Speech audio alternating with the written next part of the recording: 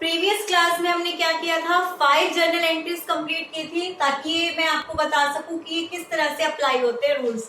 आज हम स्टार्ट कर रहे हैं अपनी 6 एंट्री से, क्योंकि मैंने आपको बोला था कि मॉडर्न अप्रोच स्टार्ट करने से पहले हम 10 एंट्रीज कवर करेंगे जिससे आपको ये रूल्स क्लियर हो जाए।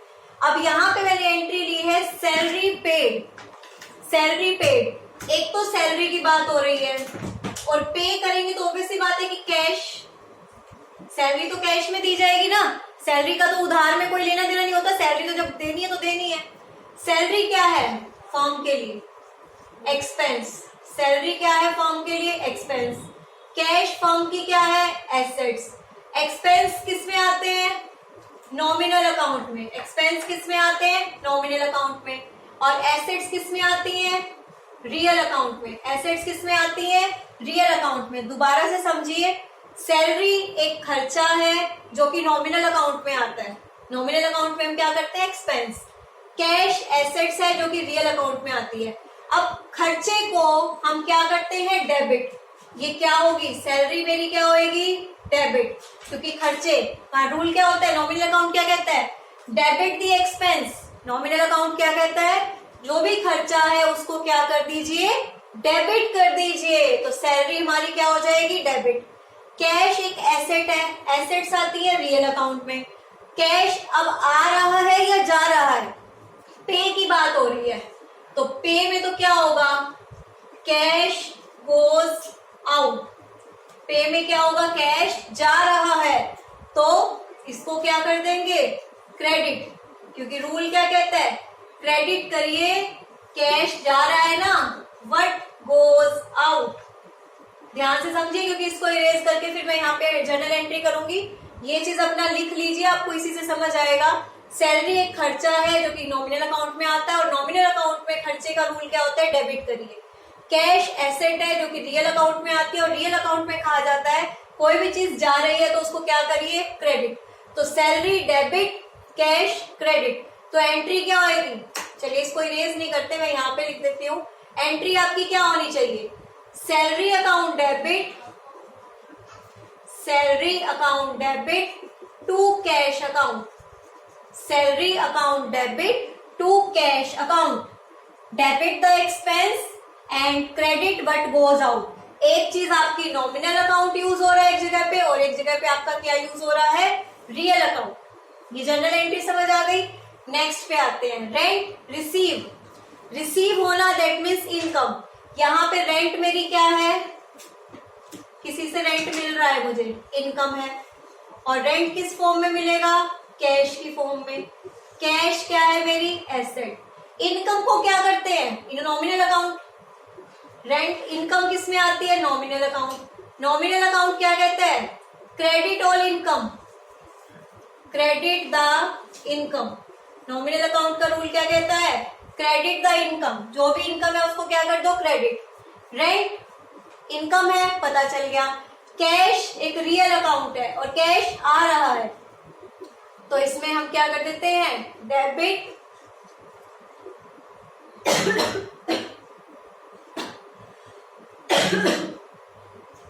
डेबिट व्हाट कम्स इन। देख लो एक बार इसको अच्छे से।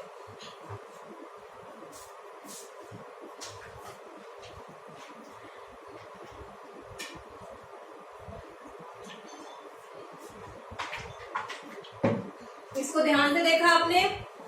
इनकम थी, नॉमिनल अकाउंट कहता है कि इनकम को क्या करो? क्रेडिट। रियल अकाउंट क्या कहता है? अगर कुछ आ रहा है तो उसको क्या करो? डेबिट। कैश आ रहा है और इनकम है तो क्या करेंगे? क्रेडिट। तो इसकी जर्नल एंट्री क्या होगी मेरी? कैश आ रहा है, cash account debit to rent account. Cash को डेबिट किया क्योंकि कैश एक रियल अकाउंट है, debit what comes in. Rent को क्रेडिट किया क्योंकि रेंट क्या है? इनकम। इनकम नॉमिनल अकाउंट में क्या होती है? क्रेडिट।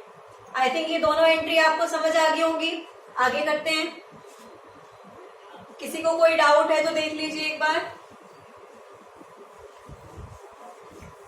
3 एंट्रीज हो रहे हैं, उसके बाद मॉडर्न अप्रोच करेंगे और फिर अपनी हम बुक के प्रैक्टिकल जर्नल एंट्री के क्वेश्चन स्टार्ट कर देंगे। अब बात करते हैं representative personal account. Personal account में आपको याद है मैंने रिप्रेजेंटेटिव करवाए थे। रिप्रेजेंटेटिव अकाउंट कौन से होते हैं? जब मैंने कहा था किसी भी एक्सपेंस के आगे सफिक्स ऐड हो जाता है, जैसे आउटस्टैंडिंग, प्रीपेड, तो वो रिप्रेजेंटेटिव पर्सनल अकाउंट बन जाते हैं। तो आपको कहा गया है आउटस्टैंडिंग सैलरी ₹10,000, ये आपका यहाँ पे क्या ऐड हो गया, ये है एक्सपेंस जो कि नॉमिनल अकाउंट में जाता है, पर एक्सपेंस के आगे क्या ऐड हो गया, सफिक्स। क्या ऐड हो गया, सफिक्स। एक्सपेंस के आगे आपका क्या ऐड हो गया, सफिक्स। मैंने आपको कहा था जब एक्सपेंस के आगे सफिक्स ऐड हो जाए तो वो क्या बन जाता है, representative personal account. Representative personal account. तो यहाँ दो चीजों की बात हो रही है, एक तो कह रहे हैं सैलरी जो कि मेरा क्या है, एक्सपेंस, और सैलरी ही आउटस्टैंडिंग है। तो दो चीजें, एक तो सैलरी और एक आउटस्टैंडिंग सैलरी। तो आउटस्टैंडिंग सैलरी क्या है, representative personal account. Representative personal account.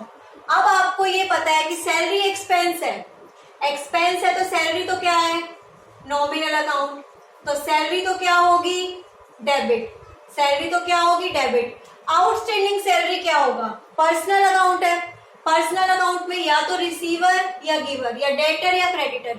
Outstanding है, आउटस्टैंडिंग का मतलब पेंडिंग है, विल पे इन फ्यूचर। मुझे फ्यूचर में ये पे करना है, मुझे फ्यूचर में एम्प्लॉय क्या है, पर्सन, मुझे फ्यूचर में किसी पर्सन को पैसा देना है। तो क्या हुए ये मेरे क्रेडिटर्स, क्या हुए ये मेरे क्रेडिटर्स। क्रेडिटर्स क्यों है, because it is my liability, it is my liability. ये मेरी लाइबिलिटी है, इस कंसेप्ट को ध्यान से समझिए, ये मेरी लाइबिलिटी है, मुझे इसे फ्यूचर में पे करना है। आउटस्टैंडिंग सैलरी का मतलब है कि सैलरी पेंडिंग है और आने वाले टाइम में मुझे एम्प्लॉय को पे करनी है, तो मेरी लाइबिलिटी हुई। दैट मीन्स ये मेरे क्रेडिटर हैं, और क्रेडिटर को हम क्या करते हैं, क्रेडिट। क्रेडिटर को हम क्या करेंगे, क्रेडिट। तो आउटस्टैंडिंग सैलरी क्या हो जाएगी, क्रेडिट। आउटस्टैंडिंग सैलरी क्या हो जाएगी, क्रेडिट। तो इसकी जर्नल एंट्री क्या होगी, देखिए इसकी जर्नल एंट्री देखिए यहाँ पे, salary account debit to outstanding salary account. Salary account debit to outstanding salary account, ये जर्नल एंट्री है। सैलरी को डेबिट किया क्योंकि एक्सपेंस था, आउटस्टैंडिंग सैलरी मेरे क्रेडिटर है क्योंकि पर्सनल अकाउंट में आता है। मैंने कहा ना, किसी भी एक्सपेंस के आगे सफिक्स ऐड हो जाए तो वो रिप्रेजेंटेटिव पर्सनल अकाउंट बन जाता है। तो ये कंसेप्ट आ गया समझ में, इसको अच्छे से समझ लीजिए, कहीं भी डाउट नहीं रहना चाहिए आपका इस कंसेप्ट में।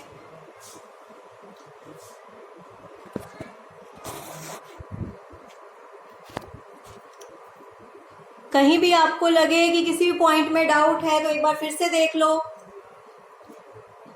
ये चीजें आपको बुक में नहीं मिलेंगी, ये एक टीचर ही आपको एक्सप्लेन कर सकता है। बुक में आपको सीधा इसकी जर्नल एंट्री मिलेगी, जर्नल एंट्री के नीचे नरेशन दे देना। अब करते हैं अपनी नेक्स्ट एंट्री।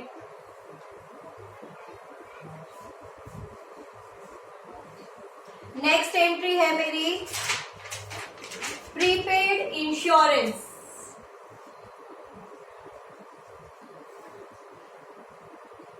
एंट्री नंबर 9,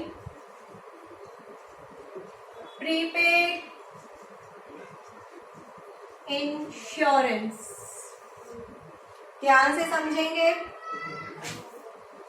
देखो, एक तो बात हो रही है इंश्योरेंस की और दूसरी बात हो रही है prepaid.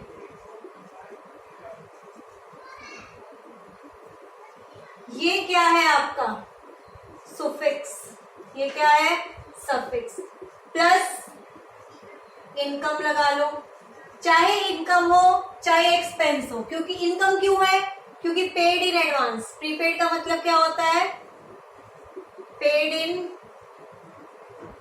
Advance, paid in advance, paid in advance. Income तो नहीं है तो एक एक्सपेंस ही, पर कोई बात नहीं, चलो पेड इन एडवांस, समझ लिया आपने इसको। इंश्योरेंस एक तरह का एक्सपेंस होता है, इंश्योरेंस एक तरह का क्या होता है, expense.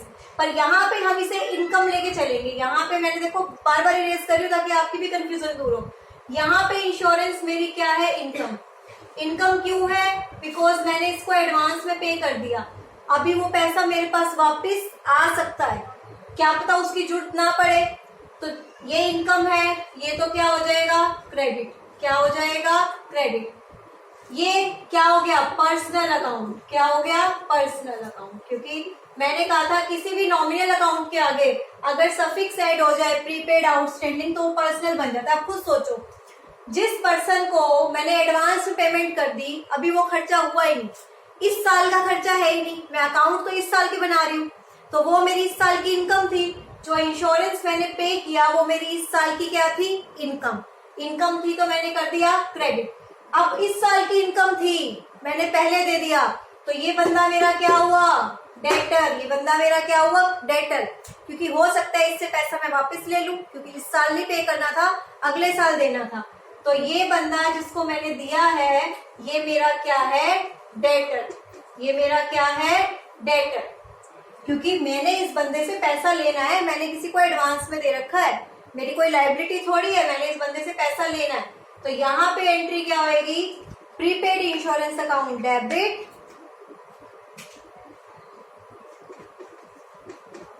Prepaid insurance account debit to insurance. ये डेटर है इसलिए डेबिट हुआ है, और ये इनकम थी मेरी इस साल की करंट ईयर की, इसलिए क्रेडिट हुई है। क्लियर है। अब आज की लास्ट एंट्री की तरफ चलते हैं।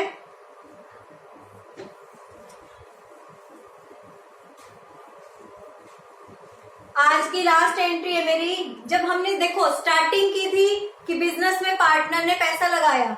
आज की लास्ट एंट्री में लिख रही हूं 10th एंट्री, मार्कर भी,